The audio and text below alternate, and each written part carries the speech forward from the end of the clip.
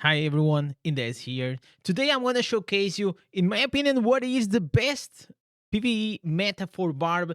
After weeks of having fun with a one-shot Oda build and testing many other variations of the build, I come to realize that yes, Oda build, it is incredibly fun. However, when I go into a long session of farming, I rather play with a build that I don't have to press many buttons. I'm now above 30, so my risks are not the same and probably not yours. So if I can avoid a few clicks, that's what I'll do. So let's start with the skills of the build. This is an improvement of an old build that was already existing. Blast rate will be our primary damage source. Wrath of Berserk not only makes us bigger, but also it is one of the key skills to unlock this whole synergy in this build. Then we have Sprint to make us go fast, the Chains to boost our damage, but also to grab the mobs towards us, and of course, the Sunder to use on elites, on bosses. This is incredible, especially if you are in party, because it increases the damage by 30% for 6 seconds, which you can increase with Barons and Misery Elixir. So let's dive into the Incense. If you're a veteran Barb, you're probably already familiar with the last rate build. However, after the last update, there are improvements on old Incense and there are also new Incense coming to the play, which made this build even better than before. So for the helmet, we are using the new one, which increases our critical strike, and if you have your awakened slot, which you should, it will decrease your Wrath of Berserk cooldown by 10%. For the chest piece, Shackled Fate, still in my opinion, the best chest in the game. It just summons a spirit that is gonna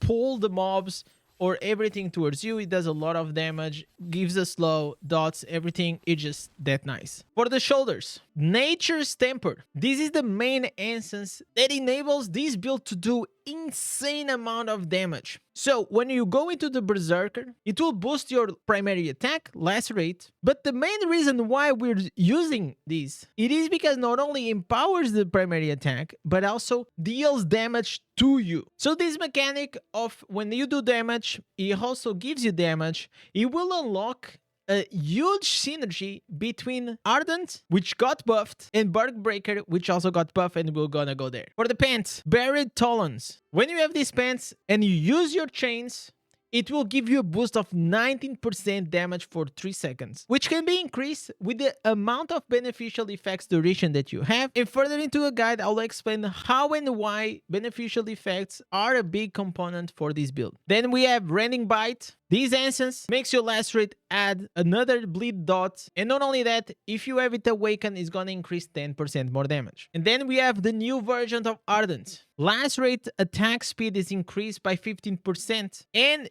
each time you take damage, it will keep stacking 15, 13, and 45. So because we have the Nature's Tempers, which when we attack, we receive damage, every time we attack, immediately we get a 15% attack speed. Not only that, whenever we get damage, the improved Bark Breaker will also get triggered. If you never use Bark Breaker and you're probably using like Sunder Legacy from the past, the one that gives fire around you, pretty much when you go into Wrath Berserk and I attack the mob, you will see a spin around me, which is gonna cause damage. So if I go here, you see all these spins around. It is incredible.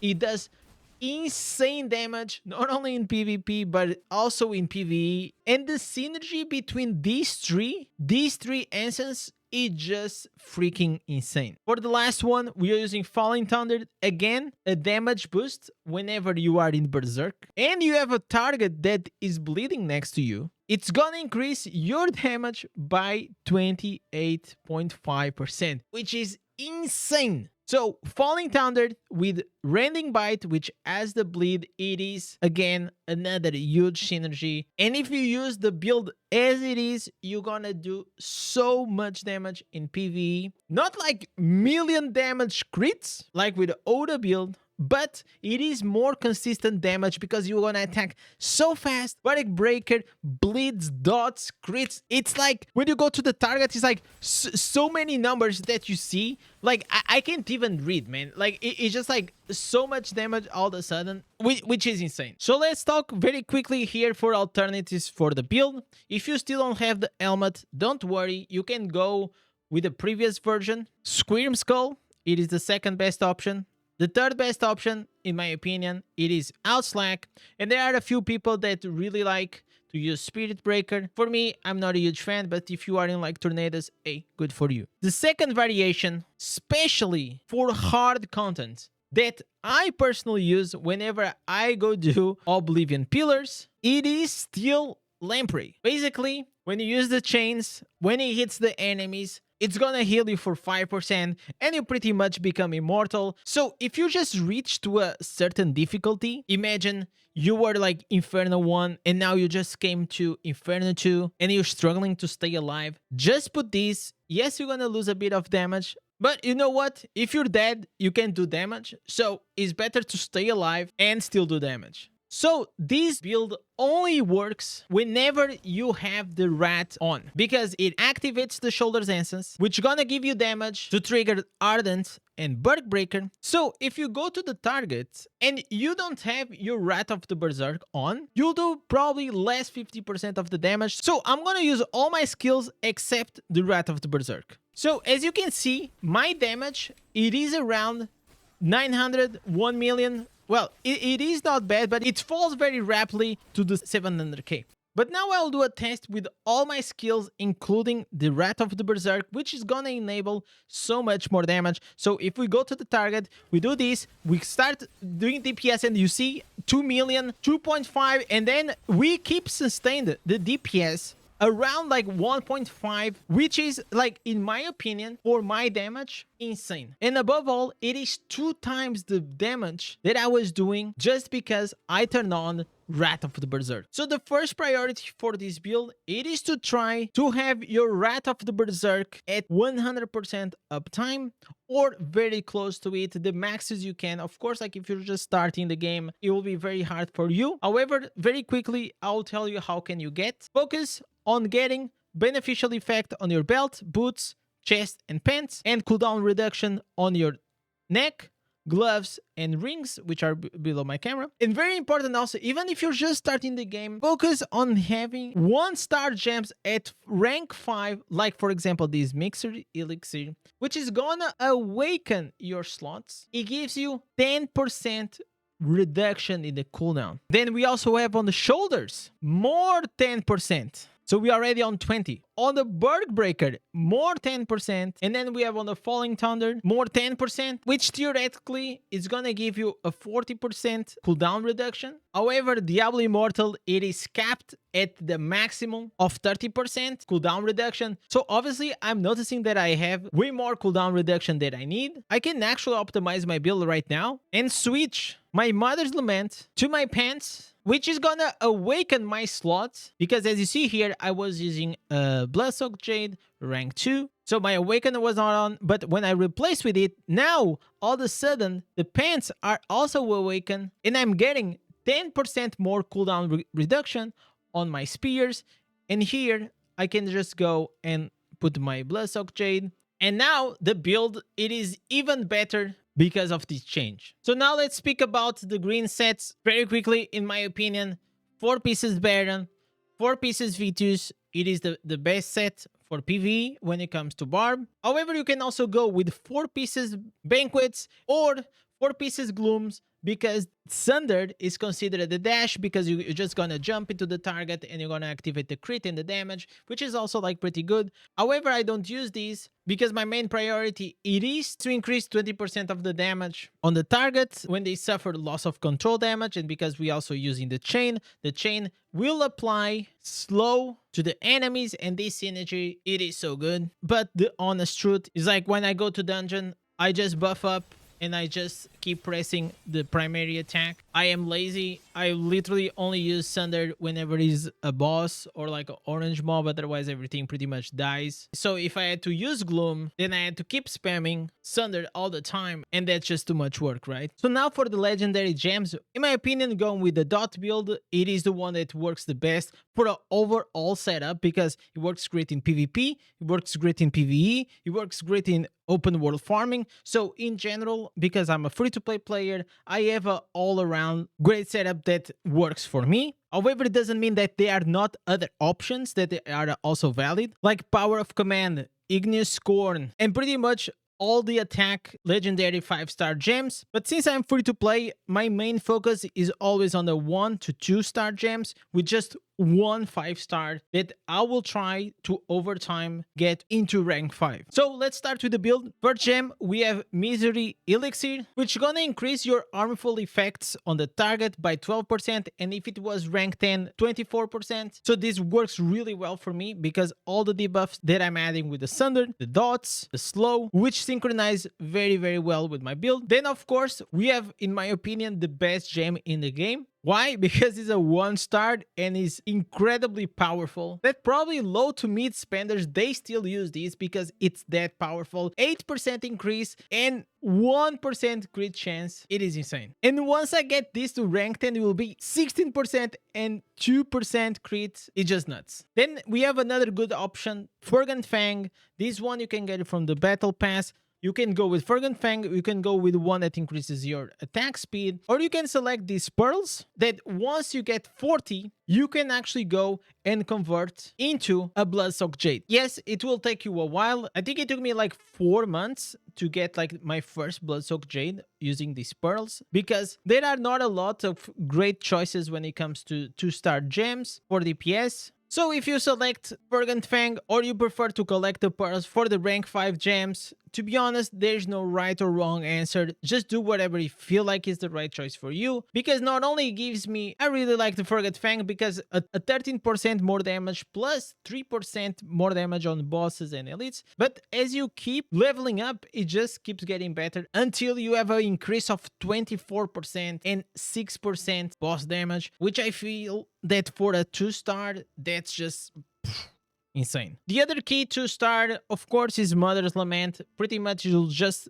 increase your critical strike chance for a long period of time, which pretty much makes it the best 2-star gem to get crit. Better version than this, of course, is the rolling consequence at 5-star, but for that we gotta be lucky. Then we have probably the second best 1-star gem in the game, Everlasting Torment. Whenever you apply a crit to the target, it's gonna put a dot, and not only that, it's gonna give you an attack speed buff. So I don't think I need to say more. It's just incredible 1-star gem. Then we have Pain Clasp. The gem, again, super powerful. Whenever the target has a debuff, it increases my damage by 13%. As it keeps ranking up, this damage will keep increasing. And overall, it is probably the best 2-star gem on the game right now when it comes to damage boost. That even like I see whales using this one because it's that strong. So you can't go wrong with this one. If you pair it, of course, with the famous Viper's Bite, every time you hit the target, you're gonna apply a poison, and whenever the target has a poison, you're gonna trigger your Pain Clasp, get a 13% boost of damage, and these two, I have like probably the best synergy in the game. And last but not the least, we have the Bloodsoaked Jade. Yes, it gives me an increased boost damage of 10%, but I'll be very honest with you, I couldn't care less about the damage boost. I'm here only and mainly only for this 10% increased movement speed. It makes you go faster everywhere on the game, PvP, PvE, which makes it like the best 5-star gem in the game, probably tied up with the rolling consequence. So as a free-to-play player, the way I managed to get it was by farming 40 of these pearls, or if you were extremely lucky and you managed to find a way to drop a orange rune that will sell you for like, I don't know, 50, 60, 70,000 plat, then you can use that to go on the action house here in the bottom of West March. There is this lady. You click on the market, you go here, legendary gems, you scroll down a bit, you find the Bloodsoaked Jade. I will recommend you to click on this heart, so it will always appear on your watch list. So every day, what do? First, I don't spend plat in almost anything. Almost anything that is done in the game, I don't. I hoard for a very long time until I build up enough plat that then I can go here to the Bloodsoaked Jade, and as you can see, usually is always 64,000 for just one. So it is a very expensive gem, even just to buy a copy. But why do I come here every day? Because I'm trying to snipe one. Hey, so back in the day, I managed to snipe this Bloodsoaked Jade 3-star for 57,000, which it was, in my opinion, such a good purchase. I'm really happy with it. And as you can see, these were all my purchases that I made until now. I think these first pets, it was to get all the pet traits in the game. Then this one, it is my current savior pet. I can also very quickly show you how, as a free-to-play player, what do I sell? Mainly, it is pets, blue gems. Here, I got all my legendary unbound gems, and that's pretty much it, okay? This is how I make my plat the majority of the time. And slowly but surely, you can also grind and climb plat in that way. So you may be saying, yeah, that's cool that you have Bloodsoak Jade. Unfortunately, I just started to play the game. I don't have enough plat. I don't have enough pearls. So what do I use? Well, in my opinion, the best replacement will be the Ignis Scorn. So whenever you crit the target, it will cause an explosion, like an AoE explosion around the mobs, which when it hits those mobs around with the explosion, will, if you have dots like me, it will spread the dots and will most likely also kill everyone that is around. So it is a great gem. If you have Bloodsoak Jade but you don't have Fervent Fang, you replace the Fervent Fang with the Ignis Scorn and you're gonna have a great build also. So now more alternatives, slightly cheaper whenever you're starting the game. Blessed Pebble, this one, it is huge when you're starting the game. You cannot have your rat, your sprint at 100%. Take this one, it will increase the duration of your beneficial effects to a maximum of 12%, which it is huge. Another very underrated gem, it is the Sled, which every time you kill a elite mob, it will give you a damage boost for 60 seconds, which whenever you're doing PvE, you pretty much all the time killing elites, no matter if you're doing dungeons, doesn't matter if you're doing open world farming, Terra Rift, or whatever it is, you're constantly killing elite mobs and refreshing the duration. So it's like having a passive 80% damage at rank 10 all the time. It is nuts. Another really good gem specifically for Barb, if you use the chains, it is the Pain Subjugate. This one, because you're using the chains, you're slowing the target, you will have an increased damage to the enemy, which again, if you start calculating all these damage boosts on top of each other, that's what's gonna make you do like huge damage, like this 5%, 10%, 30%, 20%, and you multiply, and all of a sudden, like, you're like, holy shit, I'm doing so much damage than I used to, just by changing like a couple of gems. And to finish it up, we have here Power and Command, which also works really well. Pretty much every 9 seconds, you'll have a primary attack damage boost, and then the next 9 seconds, you'll have a skill damage boost. I mean, this is a great gem. Personally, I don't like this on and off. I kind of like the steadiness of the damage boost, even if it's like a bit decreased. So here is just like a personal choice. And for last, Volatility Shard. It pairs so well with the Ignis Scorn. So Ignis Scorn, when you crit, is gonna explode everyone around the mob. And Volatility Shard will also explode whenever you kill a target. So the insane thing about these two gems is that they trigger every 6 seconds. So every few seconds, you're like, and you're just exploding packs of mobs. It is great. I love the combination. I use the combination of these two gems for a long time to get my gear to rank 10 as fast as I could. So these are pretty much the gems that I focus on as a free-to-play player. Of course, whenever you go into the 5-star gem world, you have a lot more options. However, for a free-to-play player, it's very unrealistic that you're gonna have multiple 5-star gems at rank 5 to unlock your Awaken, and that's why I'm not interested. So the strat I will recommend, pick one gem, maximum 2, which probably will be Bloodsoak Jade and Rolling Consequence, and first focus on getting one to rank 5, and then you focus the other to rank 2.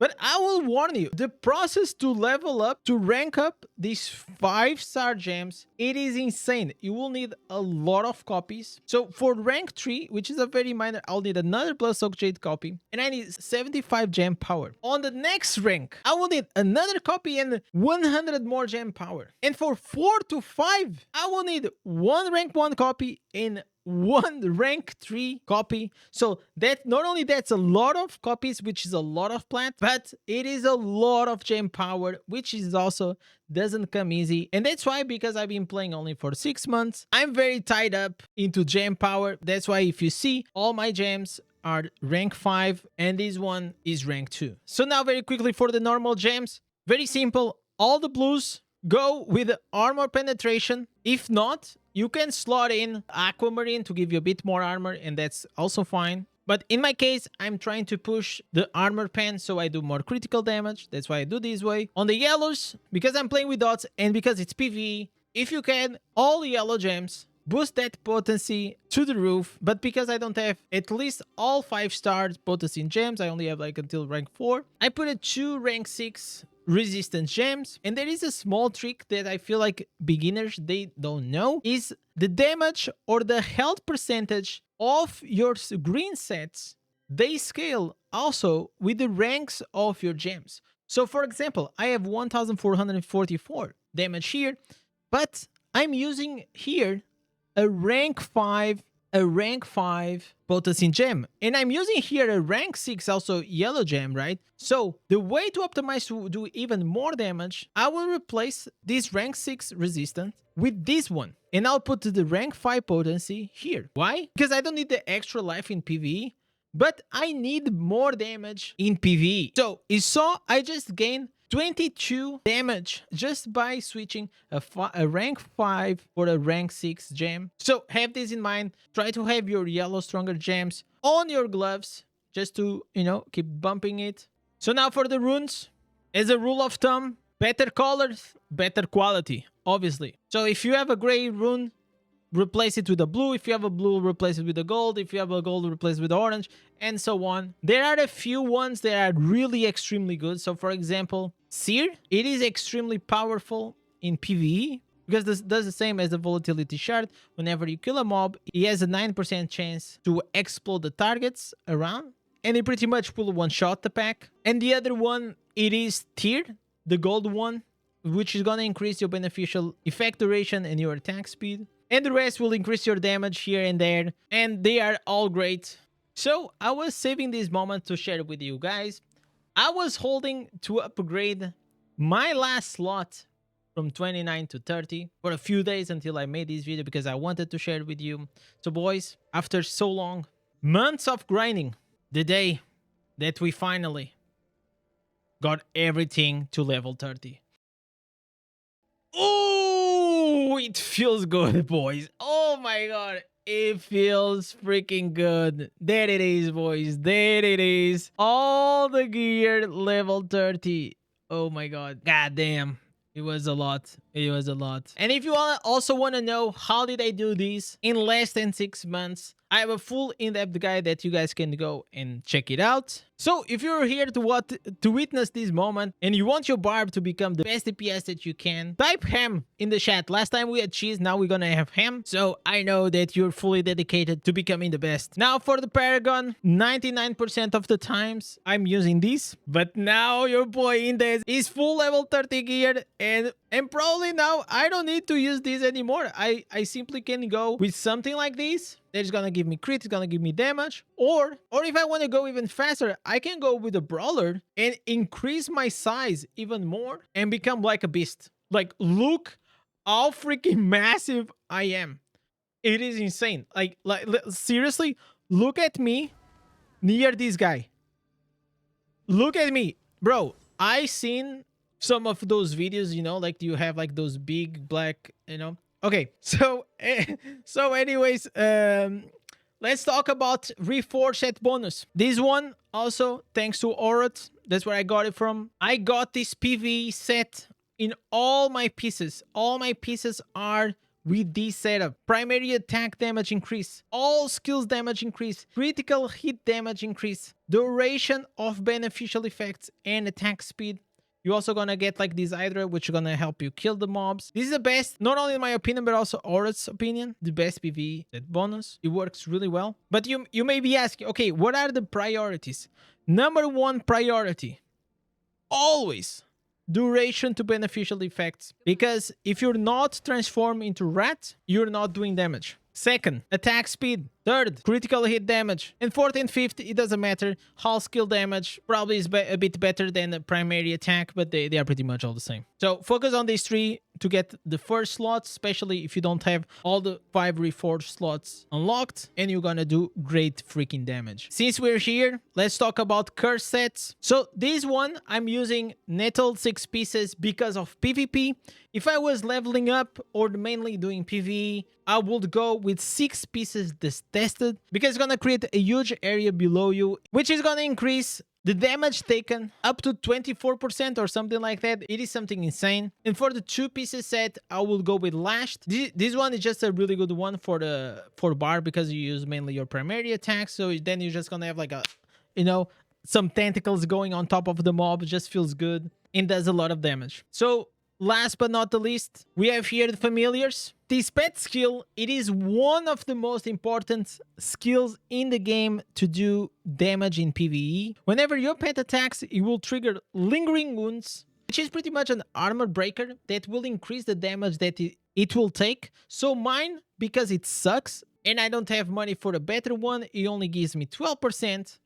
But if you go here to the action house, we can be looking at an increase of 35% more damage. I think the maximum, it is 37% at 200, but don't quote me on that. But as you can see, it is the highest armor breaker in the game. But I'm a broke boy, so I don't have plat to buy these. But personally, I go with my Quake boy, and the main reason it is just because he has Savior. And sometimes I'm just watching a show or a video on the side, and then the butcher comes and it slaps the floor, or I'm lazy and I'm not dodging any skills into the dungeon. So I know that, hey, I got the Savior, I'll be fine, you know. And it's not like at this moment in time I'm always dying. But of course, if you could have Savior and lingering wounds in one pet, that will be freaking insane. It will be pretty much like the best PvE pet. So maybe in the future I do an in-depth guide